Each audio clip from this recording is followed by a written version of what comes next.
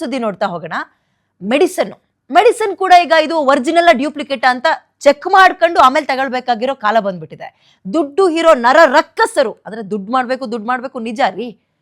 ಹೆಣದ ಮೇಲೂ ಹಣ ಮಾಡ್ಬೇಕು ಅನ್ನೋ ಹುಚ್ಚಾಟ ಯಾರು ಒಪ್ಕೂಡ್ದು. ಈಗ ನೋಡ್ರಿ, ಟ್ಯಾಬ್ಲೆಟ್, ಸಿರಪ್, ಇಂಜೆಕ್ಷನ್ ಯಾವ್ದನ್ನೂ ಬಿಟ್ಟಿಲ್ಲ ಮುಟ್ಟಾಳ್ರು. ಎಷ್ಟೊಂದು ಕಟುಕರು ಅಂದ್ಬಿಟ್ರೆ ಈ ಚಿಕ್ಕ ಪುಟ್ಟ ಜ್ವರಕ್ಕೆ ಕೆಮ್ಮಿಗಲ್ಲ, ಈ ಕ್ಯಾನ್ಸರು, ಕಿಡ್ನಿ ಪ್ರಾಬ್ಲಮ್ಮು, ಐಸಿಯುನಲ್ಲಿ ಬಳಕೆ ಮಾಡೋ ಕ್ರಿಟಿಕಲ್ ಮೆಡಿಸಿನ್ಗಳನ್ನು ಕೂಡ ನಕಲಿ ಅಥವಾ ಫೇಕ್ ಮಾಡ್ತಾ ಇದ್ದಾರೆ. ಇಲ್ಲೂ ಡ್ಯೂಪ್ಲಿಕೇಟ್ ಮೆಡಿಸಿನ್ ತರ್ತಾ ಇದ್ದಾರೆ. ಜನರು ಜೀವದ ಜೊತೆ ಚೆಲ್ಲಾಟ ಆಡ್ತಾ ಇದ್ದಾರೆ. ಆಮೇಲೆ ಜೀವ ತೆಗೆಯೋ ನಕಲಿ ಔಷಧಿಗಳು ಮಾರ್ಕೆಟ್ನಲ್ಲಿ ಇದಾವೆ. ನೀವು ಮೆಡಿಕಲಿಗೆ ಡಾಕ್ಟರ್ ಬರ್ಕೊಟ್ಟಿರೋ ಪ್ರಿಸ್ಕ್ರಿಪ್ಷನ್ ತಗೊಂಡೋಗಿ ಇದನ್ನ ಕೊಡಿ ಅಂತ ಅವ್ರು ಕೊಡ್ತಾರಲ್ಲ, ತಂದೋದ ತಕ್ಷಣ ಗುಳುಮ್ ಅಂತ ನುಂಗಬಾರ್ದು. ಹಂಗಾಗಿದೆ. ಮೆಡಿಕಲ್ನ ಮಾತ್ರೆಗಳನ್ನು ಅನುಮಾನದಿಂದ ನೋಡುವ ಪರಿಸ್ಥಿತಿಗೆ ಸದ್ಯಕ್ಕೆ ಬಂದಿದೆ. ತೀರಾ ಎಮರ್ಜೆನ್ಸಿ ಅಂತ ಐಸಿಯು ಸೇರಿಸಿದ್ರೆ ಐಸಿಯುನಲ್ಲಿ ಬಳಸೋ ಎಮರ್ಜೆನ್ಸಿ ಔಷಧಿ ಕೂಡ ಫೇಕ್ ಇರ್ಬೋದ್ರಿ. ಗೊತ್ತಾಗಿಲ್ಲ, ನಮಗೆ ಗೊತ್ತಾಗ್ತಾ ಇಲ್ಲ. ಡಾಕ್ಟರ್ಗಳಿಗೂ ಕಷ್ಟ ಆಗ್ತಾ ಇದೆ.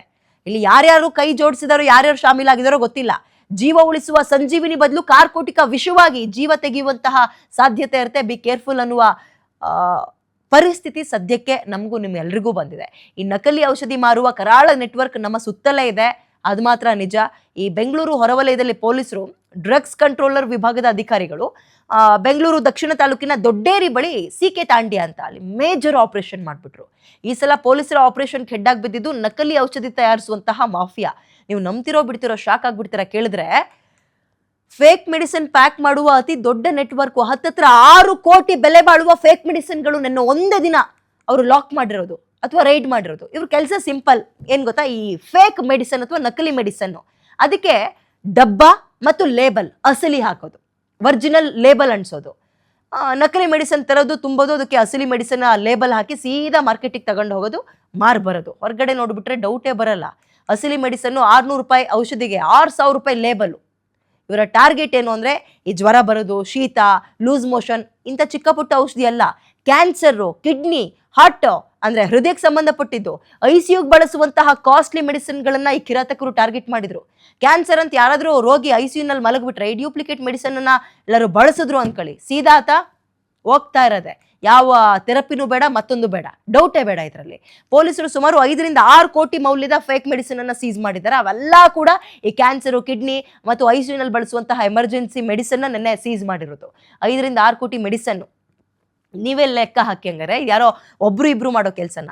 ಈ ಮಾರ್ಕೆಟು ಇದು ಎಷ್ಟು ದೊಡ್ಡದಾಗಿರ್ಬೋದು, ಯಾರೆಲ್ಲ ಶಾಮೀಲಾಗಿರ್ಬೋದು, ಯಾರೋ ಒಬ್ಬ ಇಬ್ಬ ಅಥವಾ ಒಂದು ರಾತ್ರಿಲಿ ಮಾಡೋ ಕೆಲಸ ಅಲ್ಲ. ಆ್ಯಂಡ್ ಎಷ್ಟು ವರ್ಷದಿಂದ ಆಗಿದೆ, ಎಷ್ಟು ಮೆಡಿಕಲ್ಗಳಿಗೆ ಹೋಗಿ ಸೇರ್ಕೊಂಡಿದೆ ಅದು, ಎಷ್ಟು ಆಸ್ಪತ್ರೆಗಳ ICU ಬಾಗಿಲನ್ನ ತಟ್ಟಿದೆ ಅದು. ಡಾಕ್ಟ್ರುಗಳು ಇದು ಸಂಜೀವಿನಿ ಅಂದ್ಕೊಂಡು ವಿಷ ಮೈಕ್ ಸೇರಿಸಿರ್ಬೋದು. ಪೊಲೀಸರನ್ನ ಕತ್ತೆ ಕಾಯ್ತಾ ಇದ್ರ ಚೆಕ್ ಪೋಸ್ಟ್ಗಳಲ್ಲಿ, ಬೇರೆ ರಾಜ್ಯದಿಂದ ಬರಬೇಕಾದ್ರೆ ನೋಡಿಲ್ವಾ, ನಿದ್ರೆ ಮಾಡ್ತಾ ಇದ್ರಾ, ಅಥವಾ ನೀವು ಕೈ ಜೋಡಿಸಿದ್ದೀರಾ, ಪೊಲೀಸರು ಕೈ ಜೋಡಿಸಿದ್ದೀರಾ, ಮೆಡಿಕಲ್ ಅವ್ರು ಕೈ ಜೋಡಿಸಿದ್ದೀರಾ? ಆಮೇಲೆ ಮೆಡಿಕಲ್ಗೆ ಬರ್ತಿದ್ದಂಗೆ ತಗೊಳ್ರಿ ಇದು ಅಂತ ಬಾಕ್ಸ್ ಕೊಟ್ರು ಇವ್ರು ತಗೊಳಂಗಿಲ್ಲ. 2-3 ರೀತಿ ಚೆಕ್ ಮಾಡಬೇಕು, ಸ್ಕ್ಯಾನ್ ಮಾಡಬೇಕು. ಆ ಲೇಬಲ್ನಲ್ಲೇ ಗೊತ್ತಾಗ್ಬಿಡ್ತೀವಿ. ಇವ್ರು ಏನೇ ಕಲರ್ಫುಲ್ ಮ್ಯಾಜಿಕ್ ಮಾಡಕ್ ಹೋದ್ರು ಲೇಬಲ್ನಲ್ಲಿ, ಆ ಸ್ಕ್ಯಾನಿಂಗ್ ಮಷೀನ್ ಅದು ಡಿಟೆಕ್ಟ್ ಮಾಡಿಬಿಡುತ್ತೆ. ಅಲ್ಲೇ ಮಕದ್ ಕಟ್ಟು ಹೊಡೆದು ಕಳಿಸ್ಬೇಕಿತ್ತು. ಬಟ್ ಅಂಥದ್ದು ಯಾವುದೂ ಇಲ್ಲಿ ತನಕ ಆಗಿಲ್ಲ. ಹಾಸ್ಪಿಟಲ್ಗಳಿಗೆ ಹೋಗಿದೆ. ದೊಡ್ಡ ಹಾಸ್ಪಿಟಲ್ಗಳಲ್ಲಿ ಬಿಡ್ರಿ, ಅವರು ವೆಲ್ ಎಕ್ವಿಪ್ಡ್ ಇರುತ್ತೆ. ಒಂದು ಮೆಡಿಸಿನ್ ಒಳಗೆ ಹೋಗ್ಬೇಕಾದ್ರೂ 3-4 ಬಾರಿ ಚೆಕ್ ಮಾಡ್ತಾರೆ, ಒಳಗೆ ಬಿಟ್ಕೊಳ್ತಾರೆ. ಈ ಚಿಕ್ಕ ಪುಟ್ಟ ಈ ನರ್ಸಿಂಗ್ ಹೋಮು, ಕ್ಲಿನಿಕ್ಕು, ಇವ್ರಗಳ ಕತೆ ಹೇಳಿ. ಅಲ್ಲೇ ಡಾಕ್ಟ್ರು ಕೊಟ್ಟರು, ಪಕ್ಕದಲ್ಲೇ ಮೆಡಿಸಿನ್ ಇತ್ತು. ಕತೆ ಹಿಂಗಾಗ್ಬಿಟ್ರೆ ಓಕೆ. ಇದ್ರ ಬಗ್ಗೆ ನಾವು ಮಾತಾಡೋಣ ರೀ. ನೀವು ಕರೆ ಮಾಡಿ ಮಾತಾಡಿ, ಆಯ್ತಾ? ಒಬ್ರು ಆಲ್ರೆಡಿ ಕರೆ ಮಾಡಿದ್ದಾರೆ, ಉಮೇಶ್ ಅಂತ. ಉಮೇಶ್ ನಮಸ್ಕಾರ. ನಮಸ್ಕಾರ ಮೇಡಮ್. ಎಲ್ಲಿಂದ ಫೋನ್ ಮಾಡ್ತಾ ಇರೋದು ಉಮೇಶ್ ಅವರೇ? ನಾವು ನೆಲಮಂಗಲದಿಂದ. ಅಲ್ಲ, ಏನ್ ಅನ್ಸುತ್ತೆ ಇಂಥ ಸುದ್ದಿ ಕೇಳಿದಾಗ? ನಕಲಿ ಔಷಧಿ ಬಗ್ಗೆ ನಾವು ಮಾತಾಡಕ್ ಮಾಡ್ದು. ಆದ್ರೆ ಒಂದೇನು ನೋವು ಅಂದ್ರೆ, ಆರೋಗ್ಯದ ಬಗ್ಗೆ ಇಷ್ಟೊಂದು ಅವ್ಯವಹಾರ ನಡೀತಾ ಇದಲ್ಲ, ತುಂಬಾ ಸಂಕಟ ಆಗ್ತದೆ. ಹಲೋ, ಹೌದು ಮಾತಾಡಿ. ಅದಕ್ಕೆ ನೋಡಿ, ಅದೇ ಲಿಕ್ಕರ್ ನಲ್ಲಿ ಸರ್ಕಾರದವರು ಎಷ್ಟು ವ್ಯವಹಾರ ಮಾಡಿದ್ದಾರೆ. ಹಲೋ, ಲಿಕ್ಕರು ಅವ್ರು ಏನೇ ಫ್ಯಾಕ್ಟ್ರಿ ತಯಾರು ಮಾಡಿದ್ರು ಸರ್ಕಾರಕ್ಕೆ ಹ್ಯಾಂಡ್ ಓವರ್ ಮಾಡಿ ಅಲ್ಲಿಂದ ಡಿಸ್ಪ್ಯಾಚ್ ಆಯ್ತದೆ. ಯಾಕೆ ಇದನ್ನು ಅದೇ ತರ ಮಾಡಬಾರ್ದು? ಬಿಟ್ಟು ಇನ್ನೊಂದೇನಂದ್ರೆ, ನಕಲಿ ಅವಳಿ ತಡಿಯಕ್ಕೆ ಅದೊಂದು ಮಾರ್ಗ ಅಲ್ವರ?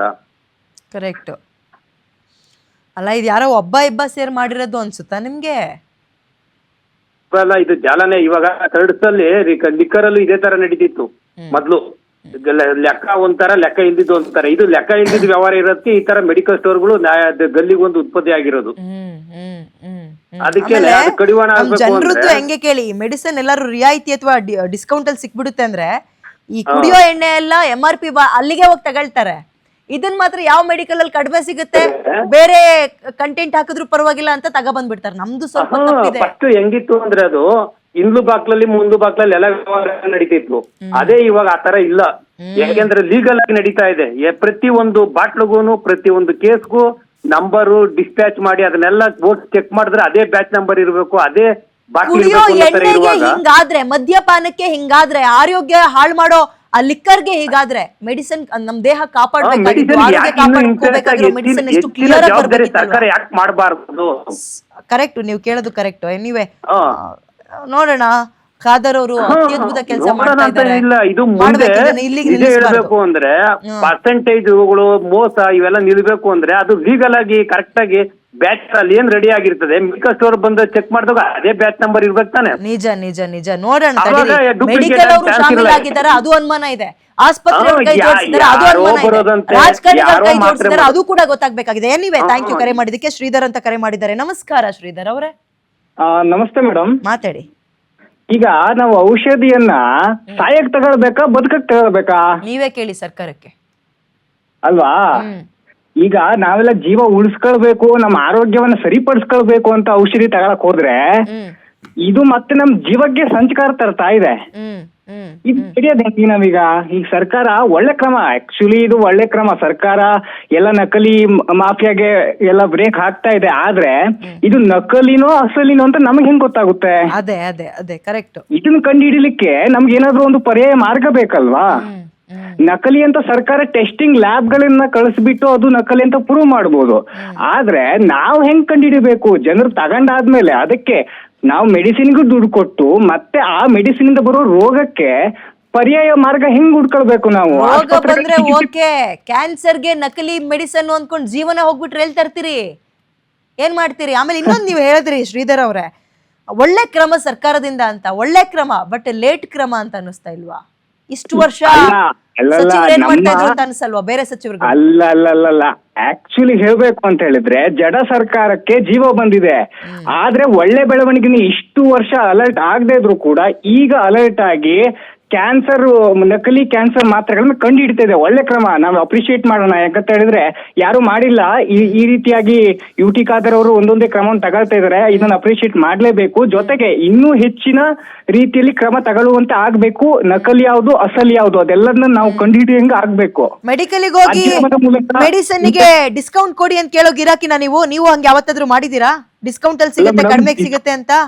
ಅಲ್ಲ, ಈಗಿನ ಒಂದು ದುಬಾರಿ ದುನಿಯಾದಲ್ಲಿ ಬದುಕಬೇಕು ಅಂದ್ರೆ ಡಿಸ್ಕೌಂಟ್ ಬೇಕೇ ಬೇಕು. ಹಂಗೆ ಬದುಕಲಿಕ್ಕೆ ಸಾಧ್ಯ ಇಲ್ಲ. ಎಂತ ಕೋಟ್ಯಾಧೀಶರ ಆಗಿದ್ರು ನನ್ಗೆ 100 ರೂಪಾಯಿ ಐಟಮ್ 50 ರೂಪಾಯಿ ಸಿಗ್ತಾ ಇದೆ ಅಂತ ಹೇಳಿದ್ರೆ ನಾನು ಖಂಡಿತ 50 ರೂಪಾಯಿ ಐಟಮ್ನೇ ತಗೊಳ್ತೀನಿ. ಹಾಗಂತ ಹೇಳ್ಬಿಟ್ಟು ಆ 50 ರೂಪಾಯಿ ಅಸಲಿನೋ ನಕಲಿನೋ ಅಂತ ನನ್ಗೆ ಗೊತ್ತಾಗಬೇಕು. ಬಡ್ಜೆಟ್ ಲೆಕ್ಕಾಚಾರ, ಬಟ್ಟೆ ತಗೊಳ್ಳೋದ್ರಲ್ಲಿ, ಚಪ್ಪಲಿ ತಗೊಳ್ಳೋದ್ರಲ್ಲಿ, ತರಕಾರಿ ತಗೊಳ್ಳೋದ್ರಲ್ಲಿ, ದಿನಸಿ ತಗೊಳ್ಳೋದ್ರಲ್ಲಿ ಓಕೆ. ಮೆಡಿಸನ್ ಅಲ್ಲೂ ನಾವು ಬಡ್ಜೆಟ್ ಅಂತ ಲೆಕ್ಕ ಹಾಕಕ್ ಹೋದ್ರೆ ಏನಾಗುತ್ತೆ ಹೇಳಿ? ಹಿಂಗಾಗುತ್ತೆ. ಈಗ್ಲೂ ಒಪ್ಕತ್ತೀರಾ ಅದನ್ನ? ಅಲ್ಲ, ಅಲ್ಲಿ ನಕಲಿ ಮಾತ್ರೆ ಅಸಲಿ ಲೇಬಲ್ ನಮ್ಗೆ ಹೆಂಗ್ ಗೊತ್ತಾಗ್ಬೇಕು? ಅಸಲಿ ಲೇಬಲ್ ಹಾಕಿದ್ದು ಯಾರು ತಪ್ಪ? ಹಂಗಾದ್ರೆ ಅಲ್ಲಿ ಫೇಕ್ ಐಡೆಂಟಿ ಇರುವಂತ ಲೇಬಲ್ ಅಥವಾ ಯಾವ್ದೋ ಡೂಪ್ಲಿಕೇಟ್ ಲೇಬಲ್ ಇದ್ರೆ ಒಂದ್ ಲೆಕ್ಕ, ಅಲ್ಲಿ ಇರೋದು ಅಸಲಿ ಲೇಬಲ್ ಯಾವ್ದೋ ಒಂದು ಪ್ರತಿಷ್ಠಿತ ಸಂಸ್ಥೆ ಲೇಬಲ್ ಹಾಕೊಂಡಿದ್ದಾರೆ. ನಾವು ಆ ಪ್ರತಿಷ್ಠಿತ ಲೇಬಲ್ ನೋಡ್ತೀವಿ. ನಾ ಮಾತ್ರೆ ಸೇಮ್ ಟೆಸ್ಟ್ ಇರ್ಬೋದು, ಆದ್ರೆ ಪ್ರತಿಷ್ಠಿತ ಲೇಬಲ್ ಏನಿರುತ್ತೆ ಅದನ್ನ ನೋಡ್ತೀವಿ ನಾವು. ಮಾತ್ರೆ ನೋಡಕ್ ಆಗೋದಿಲ್ಲ. ಕರೆಕ್ಟ್ ಅಲ್ವಾ? ಅದಕ್ಕಾಗಿ ಈ ನಕಲಿ ಲೇಬಲ್ ಹಾಕ್ತಾರಲ್ವಾ, ಅದನ್ನೆಲ್ಲ ಹಾಕ್ಲಿಕ್ಕೆ ಪರ್ಮಿಷನ್ ಹೆಂಗ್ ಸಿಕ್ತು ಅಂತ ಹೇಳಿದ್ರೆ ಇಲ್ಲಿ ದೊಡ್ಡವರ ಕೈವಾಡ ಇದೆ ಅಂತ ಫಿಕ್ಸ್ ಆಯ್ತಲ್ವಾ? ದೊಡ್ಡವರು ಯಾರು ನೋಡಿ? ಇಲ್ಲಿ ಮುಂದುಗಡೆ ಕಾಣುವಂತಹ ಈ ಸಣ್ಣ ಈ ಮುಳ್ಳುಗಳನ್ನ ತೆಗೆದ್ರೆ ಏನ್ ಪ್ರಯೋಜನ ಇಲ್ಲ. ಕೆಳಗಡೆ ಇರುವ ಬೇರುಗಳನ್ನ ಕಿತ್ತು ಹಾಕ್ಬೇಕು. ಆವಾಗ ಮಾತ್ರ ಸುಭದ್ರ ಸರ್ಕಾರಕ್ಕೆ, ಒಂದು ಸುಭದ್ರ ರಾಜ್ಯಕ್ಕೆ ಒಂದು ಅಡಿಪಾಯ ಹಾಕ್ದಂಗೆ ಆಗುತ್ತೆ. ಖಾದರ್ ಅವರು ಒಂದು ಆಫರ್ ಬಿಟ್ಟಿದ್ದಾರೆ. ಈ ತರದ್ದು ಎಲ್ಲಿ ಔಷಧಿಗಳು ನಕಲಿ ಮಾಡ್ತಾ ಇದಾರೆ ಅದ್ರ ಜಾಲ ಗೊತ್ತಾದ್ರೆ ನಮ್ ಗಮನಕ್ಕೆ ತಿಳಿಸಿ ಸೂಕ್ತ ಬಹುಮಾನ ಕೊಡ್ತೀವಿ ಅಂತ. ಹೇಳ್ರಿ ನೀವು ಫಸ್ಟ್. ಒಂದ್ ನಿಮಿಷ ನಾನು ಶ್ರೀಧರ್ ಶಿರ್ಸಿ ಅಂತ. ನಾನೀಗ ಕಂಪ್ಲೇಂಟ್ ಕೊಡ್ತೀನಿ, ಹಿಂಗ್ ಆಗ್ತಾ ಇದೆ ನಮ್ಮೂರ್ ಶಿರ್ಸಿಲಿ ಇಂತ ಒಂದು ಅಕ್ರಮ ನಡೀತಿದೆ ಅಂತ ನಾನು ಕಂಪ್ಲೇಂಟ್ ಕೊಟ್ರೆ ನಾಳೆ ದಿನ ಆ ಮಾಫಿಯಾ ನನ್ ವಿರುದ್ಧ ತಿರುಗಿ ಬೀಳಲ್ಲ ಅಂತ ಗ್ಯಾರಂಟಿ ಏನು ಹ್ಮ್ ಹ್ಮ್ ಹ್ಮ್ ಅಲ್ವಾ? ಗುಪ್ತವಾಗಿ ಇಡ್ಬೇಕು ಅಂತಾರೆ. ಕಂಪ್ಲೇಂಟ್ ಕೊಡ್ಬೇಡ್ರಿ, ಹೆಲ್ಪ್ ಲೈನ್ ನಂಬರ್ ಫೋನ್ ಮಾಡಿ ಅಂತ ಅವ್ರು ಹೇಳ್ತಾ ಇರೋದು. ಖಂಡಿತ ಕಂಪ್ಲೇಂಟ್ ಖಂಡಿತ ಕೊಡಿ ಖಂಡಿತ. ಅಂತ. ಎನಿವೆ ನಿಮ್ಮ ಕಾಳಜಿ ಮತ್ತು ನಿಮ್ಮ ಆತಂಕ ಎರಡೂ ಕೂಡ ಅರ್ಥ ಆಗುತ್ತೆ. ಥ್ಯಾಂಕ್ ಯು ಸೋ ಮಚ್ ಇಷ್ಟೊತ್ತು ಕರೆ ಮಾಡಿ PNS ವಿಸ್ತಾರ ಜೊತೆ ಮಾತಾಡೋದಕ್ಕೆ. ಇದು ಇದರಲ್ಲಿ ಜನರು ತಪ್ಪು ಅಂತ ಹೇಳೋಕ್ಕಾಗಲ್ಲ, ಎಲ್ಲದರಲ್ಲೂ ಪಬ್ಲಿಕ್ಕಿಂದ ತಪ್ಪು ಅನ್ನೋಕ್ಕಾಗಲ್ಲ. ಇದು ಸರ್ಕಾರ ಕಡಿವಾಣ ಹಾಕಬೇಕಾಗಿರೋದು. ಅಲ್ಲ ರೀ, ಈಗ ಯಾವುದೋ ಬ್ರ್ಯಾಂಡೆಡ್ ಶರ್ಟು ಶೂಸಲ್ಲಿ ಸೆಕೆಂಡ್ಸ್ ಬರುತ್ತೆ, ಅದು ತಗೊಳ್ಬೇಕಾ ಬಿಡಬೇಕಾ, ಕಡಿಮೆಗೆ ಸಿಗುತ್ತೆ, ಅದೆಲ್ಲವೂ ಓಕೆ. ಬಟ್ ಹಿಂಗೆ ಮಾಡಿದ್ರೆ ಆಮೇಲೆ ಮೆಡಿಕಲ್ ಅವರೆಲ್ಲಾದರೂ ಇದರಲ್ಲಿ ಶಾಮೀಲಾಗಿದ್ದಾರೆ ಅಂತ ಗೊತ್ತಾಗಬೇಕು. ಆ್ಯಂಡ್ ಮೆಡಿಕಲಿಗೆ ಬಂದರೂ ಯಾವುದೋ ಮಾತ್ರೆ ಕೊಟ್ಟರು ಅಂದರೆ ಅವ್ರು ತಗೊಳಂಗಿಲ್ಲ. ಅವರು 2-3 ಬಾರಿ ಚೆಕ್ ಮಾಡಬೇಕು, ಆ ಬ್ಯಾಚ್ ನಂಬರ್ಸ್ನ ನೋಡಬೇಕು, ಸ್ಕ್ಯಾನ್ ಮಾಡಬೇಕು. ಸ್ಕ್ಯಾನಿಂಗಲ್ಲೇ ಒಂದು ಸ್ಕ್ಯಾನಲ್ಲೇ ಎಲ್ಲದೂ ಕೂಡ ಗೊತ್ತಾಗೋಗ್ಬಿಡುತ್ತೆ. ಇದನ್ನು ಯಾವುದು ಇಲ್ಲಿ ತನಕ ಮಾಡಿರಲಿಲ್ವಾ? ಸರಿ, ಈಗ ಎಷ್ಟೋ ಜನ ಇಂಥ ಮೆಡಿಸನನ್ನು ತಗೊಂಡಿದ್ದಾರೆ. ಇಂಜೆಕ್ಷನ್ ಕೂಡ ಫೇಕ್. ಇಂಜೆಕ್ಷನ್ ಕೂಡ ಮಾತ್ರೆ ಮಾತ್ರ ಅಲ್ಲ, ಸಿರಪ್ ಮಾತ್ರ ಅಲ್ಲ, ಔಷಧಿ ಮಾತ್ರ ಅಲ್ಲ, ಇಂಜೆಕ್ಷನ್ಸ್ಗಳು ಕೂಡ ತಗೊಂಡ್ಬಿಟ್ಟಿರ್ತಾರೆ. ಮುಂದಕ್ಕೆ ಏನು ಹಾಗಾದ್ರೆ? ಬ್ಲಡ್ ಟೆಸ್ಟ್ ಮಾಡಿಸ್ಬೇಕಾ? ಇದಕ್ಕೆ ಆದಷ್ಟು ಬೇಗ ಆರೋಗ್ಯ ಇಲಾಖೆ ಯೋಚನೆಯನ್ನು ಅಥವಾ ಒಂದು ಪ್ಲಾನನ್ನು ಎಕ್ಸಿಕ್ಯೂಟ್ ಮಾಡಲೇಬೇಕು. ಆ್ಯಂಡ್ ಆಸ್ಪತ್ರೆಗಳಿಗೆ ಗೊತ್ತಿಲ್ಲ, ಚಿಕ್ಕ ಪುಟ್ಟ ನರ್ಸಿಂಗ್ ಹೋಮ್ಗಳು, ಕ್ಲಿನಿಕ್ಗಳು ಎಲ್ಲರೂ ಇಟ್ಕೊಂಡಿರ್ತಾರೆ ಇವರೆಲ್ಲ. ಬಾಗಲಕೋಟೆಯಿಂದ ಸಮೀರ್ ಅಂತ ಒಬ್ರು ಫೋನ್ ಮಾಡಿದ್ದಾರೆ, ಮಾತಾಡ್ಸೋಣ. ನಮಸ್ಕಾರ ಸಮೀರ್ ಅವರೇ, ನಮಸ್ಕಾರ. ಓಕೆ, ಕರೆ ಕಟ್ಟಾಗಿದೆ. ಇದ್ರ ಬಗ್ಗೆ ನೀವು ಮಾತಾಡ್ಬೋದು, ನಿಮ್ಮ ಅಭಿಪ್ರಾಯ ಹಂಚ್ಕೊಳ್ಬೋದು. ಪ್ರತಿಯೊಬ್ಬರು ಮನೇಲೂ ಏನಿಲ್ಲ ಅಂದ್ರೆ ಒಬ್ರು ಅಥವಾ ಇಬ್ರು BP ಪೇಷಂಟ್ಗಳಿರಲ್ವಾ, ಡಯಾಬಿಟಿಸ್ ಇರೋರು ಇರಲ್ವಾ, ಕ್ಯಾನ್ಸರು, ಕಿಡ್ನಿ ಪ್ರಾಬ್ಲಮ್ ಇರೋ ಕಾಯಿಲೆಯ ಮೆಡಿಸಿನ್ಗಳನ್ನೇ ಬಿಟ್ಟಿಲ್ಲ ಅಂದ್ರೆ ಇನ್ನು ಜ್ವರ, ಕೆಮ್ಮು, ನೆಗಡಿ, ಹೊಟ್ಟೆ ನೋವು, ತಲೆನೋವು ಇದನ್ನ ಬಿಟ್ಟಿರ್ತಾರ ಈ ಕಿರಾತಕರು? ಪೊಲೀಸಿಂದ ಹಿಡಿದು ಇಲ್ಲಿ ತನಕ ಬಂದು ನಿಂತ್ಕೊಂಡಿದೆ. ಯಾರ್ಯಾರು ಶಾಮೀಲಾಗಿದ್ದಾರೆ ಎಲ್ಲರೂ ಕೂಡ ಗೊತ್ತಾಗಬೇಕು. ದುಬೈ ಲಿಂಕ್ ಇದೆ ಅಂತ ಇದ್ದಾರೆ. ಆಮೇಲೆ ಆರೋಗ್ಯ ಸಚಿವರು ನಿಜಕ್ಕೂ ಕಾಲಿಗೆ ಚಕ್ರ ಕಟ್ಕೊಂಡಂಗೆ ಕೆಲಸ ಮಾಡ್ತಾ ಇದ್ದಾರೆ. ಫುಡ್ ರೇಡ್ ಆಯಿತು, ಯಾರಿಗ್ರಿ ಗೊತ್ತಿತ್ತು? 5 ಸ್ಟಾರ್ ಹೋಟೆಲ್ಗಳಲ್ಲಿ ಒಂದೊಂದು ವರ್ಷದ ಕೊಳ್ತಿರೋ ಮಾಂಸ ಇಟ್ಟಿರ್ತಾರೆ ಫ್ರೀಸರ್ನಲ್ಲಿ ಅಂತ ಯಾರಿಗೆ ಗೊತ್ತಿತ್ತು? ಇವರೇ ಬರಬೇಕಾಯ್ತು ನಮಗೆ ಕಣ್ ತರ್ಸಕ್ಕೆ. ಏನಪ್ಪ ಇದು, ಭಾರಿ ಆತಂಕ ವಿಚಾರ ಇದು. ಬಟ್ಟೆಯಲ್ಲಿ, ಶೂಸಲ್ಲಿ ಸೆಕೆಂಡ್ಸು ಅಥವಾ ಫೇಕ್ ಬ್ರ್ಯಾಂಡ್ ಅಂದರೆ ಓಕೆ. ಕಾಯಿಲೆ ಸರಿ ಮಾಡಬೇಕಾಗಿರೋದೇ ಜೀವ ತೆಗೆಯುತ್ತೆ ಅಥವಾ ಕೊಲ್ಲುತ್ತೆ ಅಂದರೆ ಶೇಮ್ ಇದು. ಕೈ ಜೋಡಿಸ್ಬಿಟ್ರೆ ಮಾತ್ರ ಅವರು ಎಲ್ಲರ ಮುಖವನ್ನು ಬೆತ್ತಲೆ ಮಾಡಬೇಕು. ಇಲ್ಲಿ ಇದಕ್ಕೆ ಯಾರ ಹಸ್ತಕ್ಷೇಪವೂ ಇರಬಾರ್ದು. ಆ ಹಂತಕ್ಕೆ ಕಾದರವ್ರು ಹೋಗ್ತಾರ ಅಂತ ಕಾದ್ ನೋಡ್ಬೇಕು. ಯಾಕಂದ್ರೆ ದೊಡ್ಡವರ ಕೈವಾಡ ಇದ್ಬಿಟ್ರೆ ಅವ್ರು ಬೇರೆ ಮಾರ್ಗದಲ್ಲಿ, ವಾಮ ಮಾರ್ಗದಲ್ಲಿ ಇದನ್ನ ಸರಿ ಮಾಡ್ಕೊಳ್ಬೋದು. ಸೊ ಈಗ ಈ ಮಾಫಿಯಾದ ಕಿಂಗ್ ಪಿನ್ ಚೇತನ್ ಅಂತ ಫಾರಿನಲ್ಲಿ ಇದಾನಂತೆ ಇವನು. ಅವನಿನ್ನೂ ಪೊಲೀಸರ ಕೈಗೆ ಸಿಕ್ಕಿಲ್ಲ. ಈಗ ನೆನ್ನೆ ತಗ್ಲಾಕೊಂಡಿದ್ದಾನಲ್ಲ ಆತ.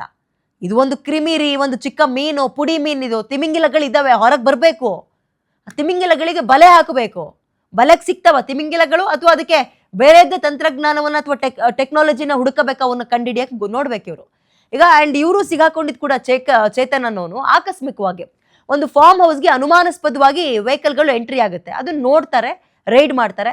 ಆಗ ಕಿರಾತಕರು ಸಿಕ್ಕಾಕೊಂಡಿರೋದು. ನೋಡಿದ್ರೆ ಒಂದಲ್ಲ ಎರಡಲ್ಲ 6 ಕೋಟಿ ಬೆಲೆ ಬಾಳೋ ಫೇಕ್ ಮೆಡಿಸಿನ್ ಸಿಕ್ಕಿರೋದು. ಶರಣಪ್ಪ ಅಂತ ಕರೆ ಮಾಡಿದ್ದಾರೆ, ಮಾತಾಡ್ಸೋಣ. ನಮಸ್ಕಾರ. ನಮಸ್ಕಾರ ಮೇಡಮ್. ಮಾತಾಡಿ ಸರ್, ಎಲ್ಲಿಂದ ಕರೆ ಮಾಡಿರ್ತಾವು? ಗದಗ ಡಿಸ್ಟ್ರಿಕ್ಟ್ ಹೋಮ್ಲಿಂದ ಮೇಡಮ್. ಓಕೆ, ಏನ್ ಅನ್ಸುತ್ತೆ ಇಂಥ ಸುದ್ದಿ ಕೇಳಿದಾಗ ಶರಣಪ್ಪ ಅವರೇ? ಮೇಡಮ್, ಇದನ್ನ ಇದಕ್ಕೆ ಅಂತ ಒಂದು ಟೀಮ್ ನ ರಚನೆ ಮಾಡ್ಬೇಕು ಮೇಡಮ್. ಯಾಕೆ ಅಂತಂದ್ರೆ ಈ ಒಂದು ಟೀಮ್ ನ ಇದಕ್ಕೆ ಯಾಕೆ ರಚನೆ ಮಾಡ್ಬೇಕು ಅಂದ್ರೆ, ಆಹಾರ ವಿಭಾಗಕ್ಕೊಂದು ಈ ಮೆಡಿಸಿನ್ ಕಳತನ ಮಾಡ್ತಾರೆ ಮೇಡಮ್. ಅದಕ್ಕೊಂದು ಈ ಬೇರೆ ಬೇರೆ ಮೆಡಿಸಿನ್ ನ ಇದು ಬ್ಲಾಕ್ ನಲ್ಲಿ ಮಾರೋದು, ಅದನ್ನ ಮಾಡಿ ಆಮೇಲೆ ಕದ್ದು ಏನೋ ಒಂದು 8 ಇದ್ದು 10 ರೂಪಾಯಿ ಮಾರೋದು, ಈ ರೀತಿ ಇದಕ್ಕೆ ಆದ ಒಂದು ಡಿಪಾರ್ಟ್ಮೆಂಟ್ ನ ಮಾಡ್ಬೇಕು ಮೇಡಮ್.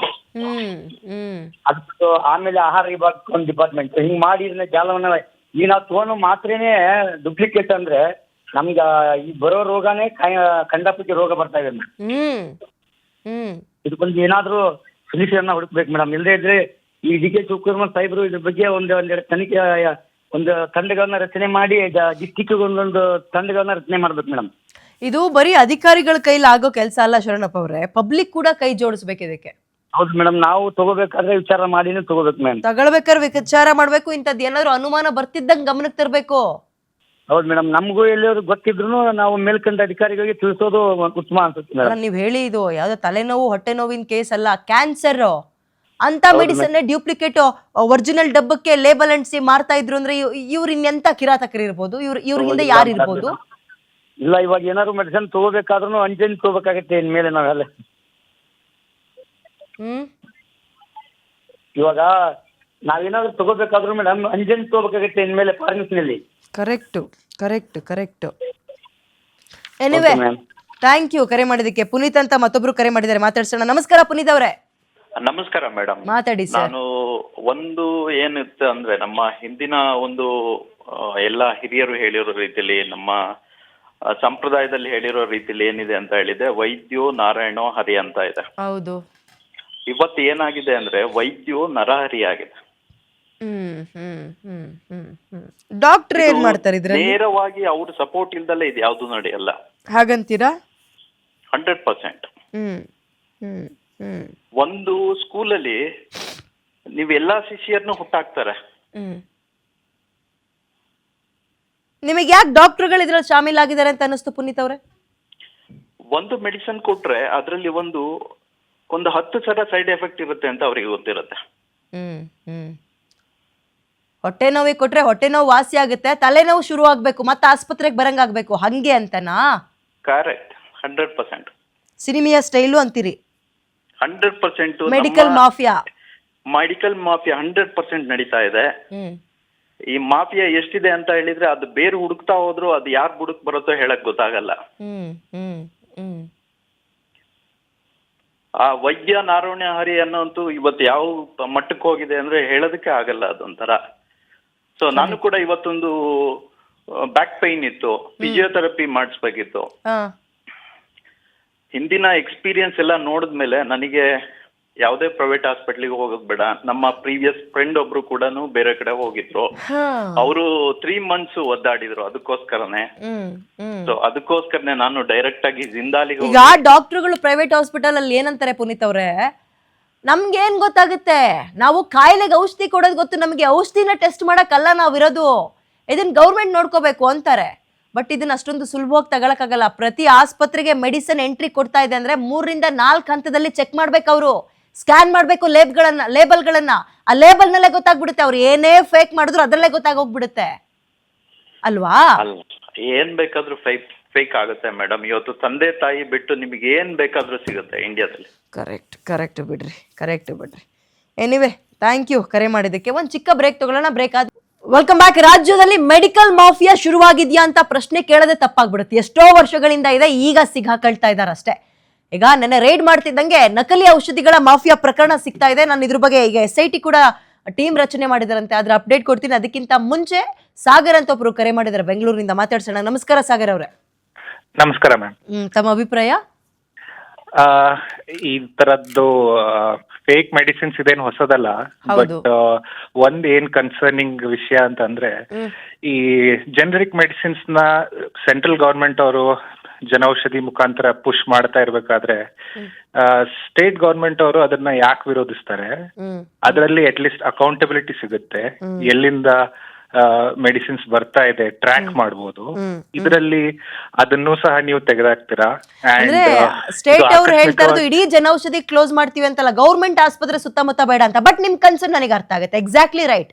ಈಗ ಜನೌಷಧಿ ಅನ್ನುವ ಒಂದು ಗೌರ್ಮೆಂಟ್ ಬ್ರ್ಯಾಂಡ್, ಒಂದು ಮೆಡಿಕಲ್ ಸ್ಟೋರ್ ಅಂತ ಬಂದಾಗ ನಮಗೆ ನಂಬಿಕೆ ಜಾಸ್ತಿ ಇರುತ್ತೆ, ಕಡಿಮೆಗೆ ಸಿಗತ್ತೆ, ಕಣ್ಣು ಮುಚ್ಕೊಂಡು ತಗೊಳ್ಬಹುದು. ಆಕಸ್ಮಿಕವಾಗಿ ಸಿಕ್ಕಾಕೊಂಡಿರೋದು ಇದು ಏನೋ ಫಾರ್ಮ್ ಹೌಸ್ ಅಲ್ಲಿ ಏನೋ ಸ್ವಲ್ಪ ಮೂವ್ಮೆಂಟ್ ವೆಹಿಕಲ್ಸ್ ಜಾಸ್ತಿ ಆದಾಗ ಈ ತರ ಇನ್ನೂ ತುಂಬಾ ಇರ್ಬೋದು.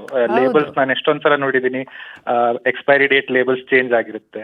ಸೊ ಇದಕ್ಕೆ ಅಕೌಂಟಬಿಲಿಟಿ ತರಬೇಕು ಅಂತಂದ್ರೆ ಅದೇ ಯಾವ ತರ ಲಿಕ್ಕರ್ಗೆ ನೀವು ಒಂದು ಸಪರೇಟ್ ಐ ಥಿಂಕ್ ಒಂದು ಇದು ಇದೆ, ಗವರ್ಮೆಂಟ್ ಏಡೆಡ್ ಒಂದು. ಬಟ್ ಏನ್ ಶೇಮ್ ಅಲ್ವಾ, ಲಿಕ್ಕರಿಗೆ ಸಿಗೋ ಸೆಕ್ಯೂರಿಟಿ, ಆರೋಗ್ಯ ಕಾಪಾಡೋ ಮೆಡಿಸಿನ್ ಸಿಗಲ್ಲ ಅಂದ್ರೆ ಏನ್ ಕರ್ಮ ಅಲ್ವಾ? ಹೌದು. ಐ ಥಿಂಕ್ ಇದು ಸಿಸ್ಟಮ್ಯಾಟಿಕ್ ಆಗಿನೇ ಮಾಡೋದು ಮಾಫಿಯಾಗಳು. ಅದರಲ್ಲಿ ಎಲ್ಲರದು ಅಷ್ಟೇ ಭಾಗಿ ಇರುತ್ತೆ. ಸೊ ನೋಬಡಿ ವಾಂಟ್ಸ್ ಟು ಅಂತ ಜೀವ ತೆಗಿಯೋ ಕಾಯಿಲೆಗಳಿಗೆ ಫೇಕ್ ಮೆಡಿಸಿನ್ ಅನ್ನ ಹುಟ್ಟಾಕ್ತಾರೆ ಅಥವಾ ಅದನ್ನ ರೆಡಿ ಮಾಡೋ ಧೈರ್ಯ ಮಾಡ್ತಾರೆ ಅಂದ್ರೆ ಇದು ಯಾರೋ ಒಬ್ರು ಚಿಕ್ಕ ಪುಟ್ಟ ಮಾಡಿರೋರು ಖಂಡಿತವಾಗ್ಲೂ ಅಲ್ವೇ ಅಲ್ಲ.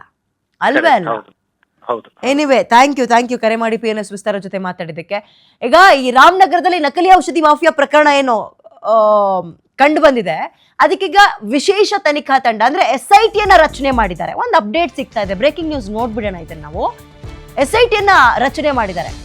IPS ಅಧಿಕಾರಿ C ವಂಶಿಕೃಷ್ಣ ನೇತೃತ್ವದಲ್ಲಿ SIT ಯನ್ನ ರಚನೆ ಮಾಡಿದ್ದಾರೆ. ಸೊ ಎಷ್ಟು ಜನ ಆಫೀಸರ್ಸ್ ಗಳು ಇರ್ತಾರೆ ಇದರಲ್ಲಿ? ಇವರ ಡ್ಯೂಟಿ ಯಾವಾಗಿಂದ ಶುರುವಾಗುತ್ತೆ, ಕಾರ್ಯಾಚರಣೆ ಹೇಗಿರುತ್ತೆ ರಾಜ್ಯಾದ್ಯಂತ.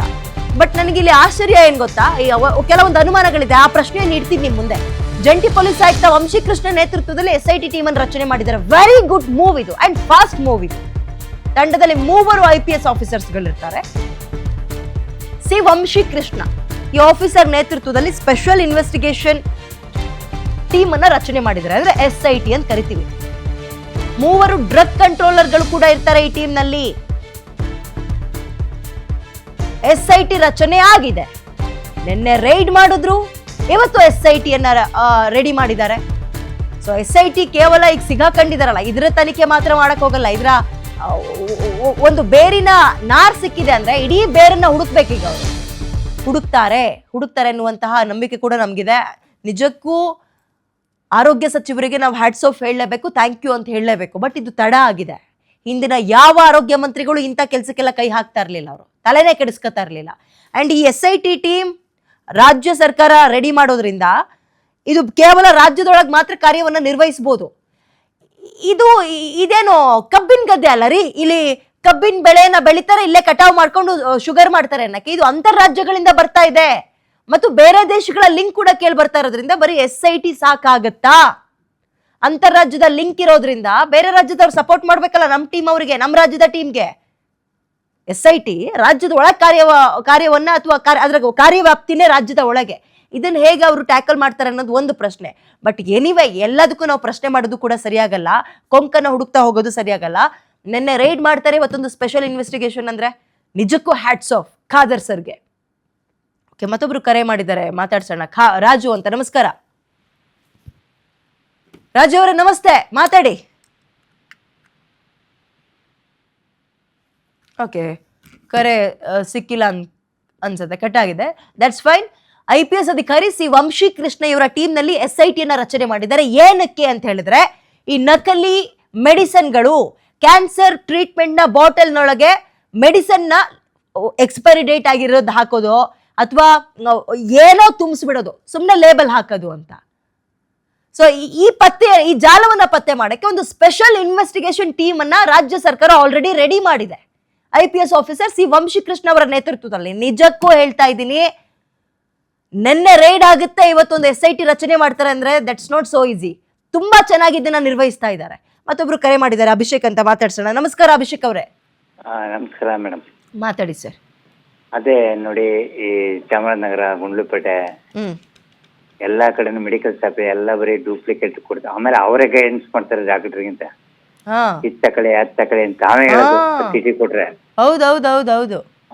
ವ್ಯಾಪಾರ ಆಗ್ಲಂತ ಯಾವ್ಯಾವ್ದೋ ತಾವೇ ಕೊಡೋದು. ಈಗ ಡಾಕ್ಟರ್ ಬರ್ಕೊಟ್ಟಿರೋದು ಅವ್ರ ಹತ್ರ ಇಲ್ಲ, ಕಂಪನಿದು ಅಂದ್ರೆ ಹೌದೌದು, ಸೇಮ್ ಇದೆ, ಎಲ್ಲಾ ಕಂಟೆಂಟ್ ಅಂತದೇ ಇದೆ, ಇದನ್ನ ತಗೊಳ್ಳಿ ಅಂತ ರೆಫರ್ ಮಾಡ್ತಾರೆ ಅವರು. ಹೌದೌದು, ಮಾಡ್ಕೂಡ್ದು ಅವ್ರು ಆಕ್ಚುಲಿ ಹಂಗೆ ಮಾಡ್ಕೂಡ್ದು. ನೋಡಿ, ಪ್ರಿಸ್ಕ್ರಿಪ್ಷನ್ ಇಲ್ದೆ ಇವ್ರ ಜ್ವರ ಅಂತ ನಾವು ಹೋಗದಂತೆ ಬೇಕಾ ಬಿಟ್ಟಿ ಮಾತ್ರೆಗಳನ್ನ ಕೊಟ್ಟು ಕಳ್ಸದಂತೆ. ಹೌದು ಮೇಡಮ್. ಇನ್ ದೊಡ್ಡ ದೊಡ್ಡ ಕಾಯಿಲೆಗಳ ಕತೆ ಅದೇ ಕಷ್ಟ ಆಗುತ್ತೆ. ಏನ್ ಮಾಡ್ಬೇಕು ಅಂತೀರಿ ಮೇಡಮ್? ಅದಕ್ಕೆ ನಾನು ನಿಮ್ಮ ನ್ಯೂಸ್ ಅಲ್ಲಿ ನೋಡಿದೆ, ಇದು ಕಂಪ್ಲೇಂಟ್ ಕೊಡೋಕು ಹೆಲ್ತ್ ಡಿಪಾರ್ಟ್ಮೆಂಟ್ ಅಂತ ಇದ್ದೀನಿ. ಏನಂತ? ಅದೇ ನೋಡಿ, ಈ ತರ ತಾವೇ ಗೈಡ್ ಕೊಡೋದು, ಡಾಕ್ಟರ್ಗಿಂತ ತಾವೇ ಹೇಳೋದು, ಇಷ್ಟ ತಕಳಿ ಅದ್ ತಕಳಿ, ಇದೇನಾಗಲ್ಲ ಅದಾಗಲ್ಲ ಅಂತ ಹೇಳ್ಬಿಟ್ಟು ಅವರೇ ಕೊಟ್ಟು ಬಿಲ್. ಎಷ್ಟೋ ಜನ ಮೆಡಿಕಲ್ ಲೈಸೆನ್ಸ್ ನ ಲೀಸಿಗೆ ಕೊಡ್ತಾ ಇದಾರೆ ದುಡಿಮೆ ಮಾಡಕ್ಕೆ.